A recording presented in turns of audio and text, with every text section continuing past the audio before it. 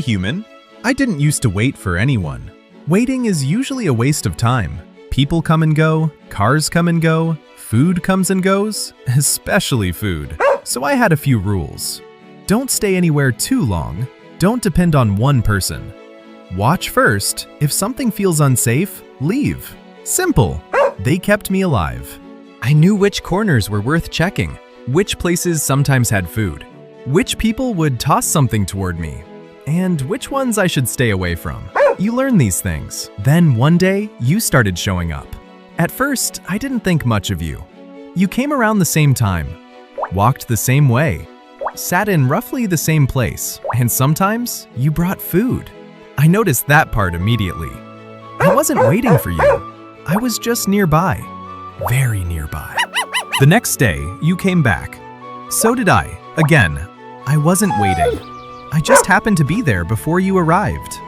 That kept happening. Eventually, I started getting there a little earlier. Not because I expected you, I just liked being there. You would sit down, I'd watch you. You'd look at me, I'd look away.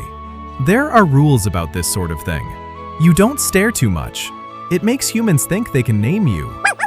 Then one day, you came without food. I remember that. I was disappointed.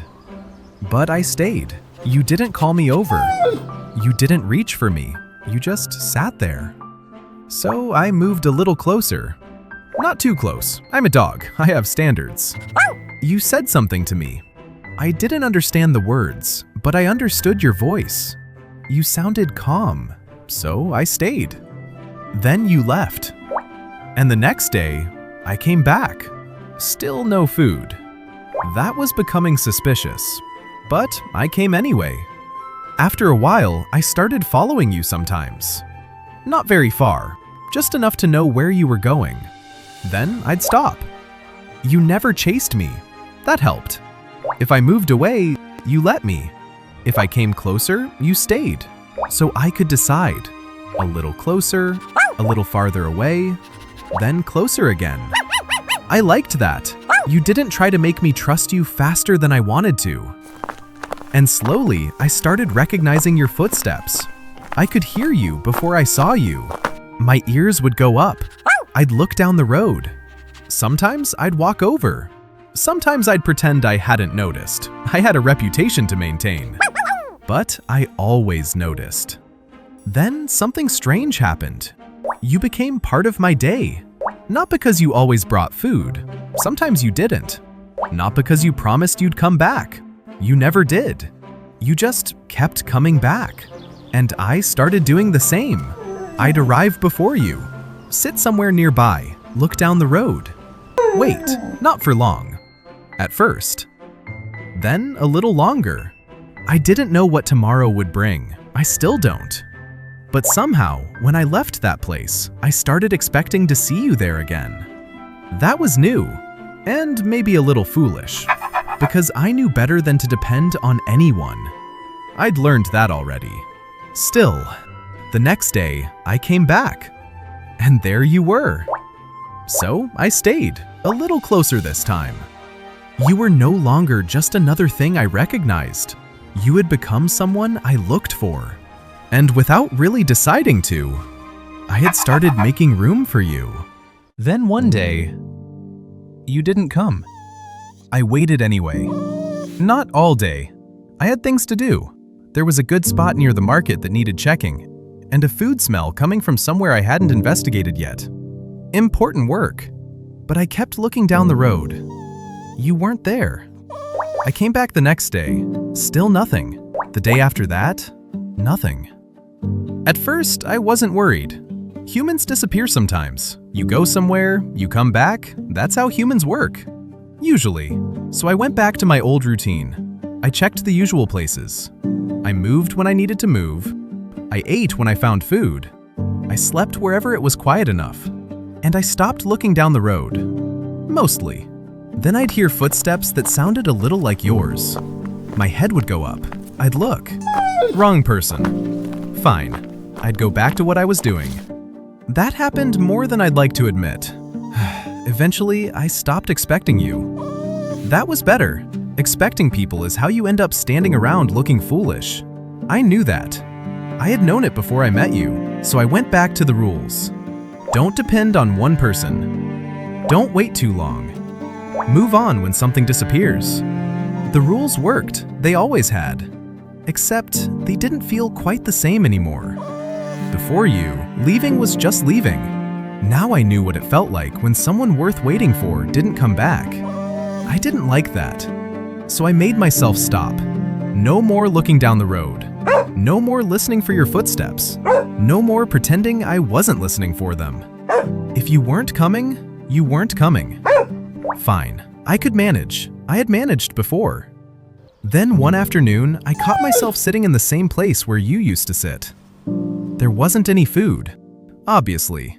There wasn't even a good reason for me to be there. I looked around. Then I got up. I left. The next day, I did the same thing. I went there, stayed for a little while, then left again. I wasn't waiting. I was checking. There's a difference. At least, that's what I told myself. Days passed. Then more. The place stayed the same. You didn't. I started spending less time there. I stopped expecting footsteps. I stopped turning my head every time I heard someone coming. Mostly.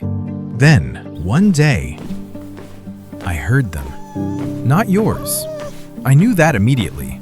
But for half a second, I looked anyway. And I realized something. I still knew your footsteps. Even after all that time. I didn't like knowing that. It made everything more complicated. Because I had done what I was supposed to do. I had moved on. I had gone back to surviving. I had made myself stop expecting anything. And yet, some part of me had kept the shape of your absence. So I did what seemed sensible. I stayed away. If something can disappear once, it can disappear again. Better not to get used to it. Better not to need it. That was the old rule. It was a good rule. It had kept me safe for a long time. So I followed it. For a while. Then one morning, I found myself walking back toward our old place. I stopped before I got there. I looked at the road. Nothing. Of course, I could leave. That would be the sensible thing. I turned around, then stopped. I don't know why. Maybe I just wanted to sit there for a minute. So I did. No food, no promise, no footsteps. Just me, sitting in the same place again. I stayed a little longer than I meant to, then a little longer than that. And for the first time since you disappeared, I let myself wait. I went back the next morning. I told myself I wasn't waiting. I was just checking. There is a difference. A very important difference. I sat down, looked at the road, nothing. I stayed anyway. Then I heard something. Footsteps. My ears went up. I knew them. You. I didn't move. You were walking toward the same place you used to sit. For a moment, I thought about leaving. That would have been easier. You could leave again. I knew that now. I'd already learned it once. So I stayed where I was. You stopped. You didn't call me. You didn't walk toward me. You just stood there. I watched you. You watched me. Neither of us moved. Honestly, I wasn't sure what you expected me to do. I wasn't sure what I expected either. Then you sat down, just like before, and waited. I looked at you, then at the road behind you, then back at you. You were really there. No food. Of course. I stood up, took one step, stopped. You didn't move. So I took another, then another. I could have turned around. I knew exactly where I could go. I knew how to leave. That part hadn't changed. I was still the same dog who knew how to survive without anyone. But I walked closer anyway. You reached out your hand. I stopped. You didn't move it any closer. Good. I came the rest of the way myself.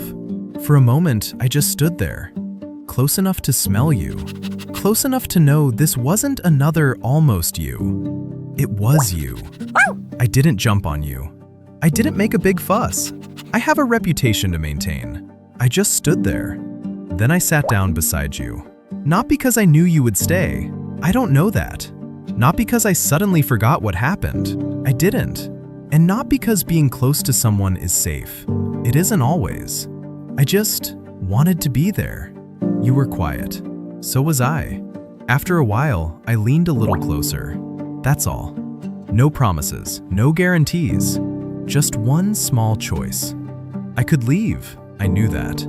You could leave too. I knew that now. But for the moment, I stayed. And maybe that's enough. You don't have to stop being careful to let someone matter. You don't have to forget what happened to make room for something good. Sometimes you can remember. You can be cautious. You can know that someone might leave again and still decide to walk a little closer.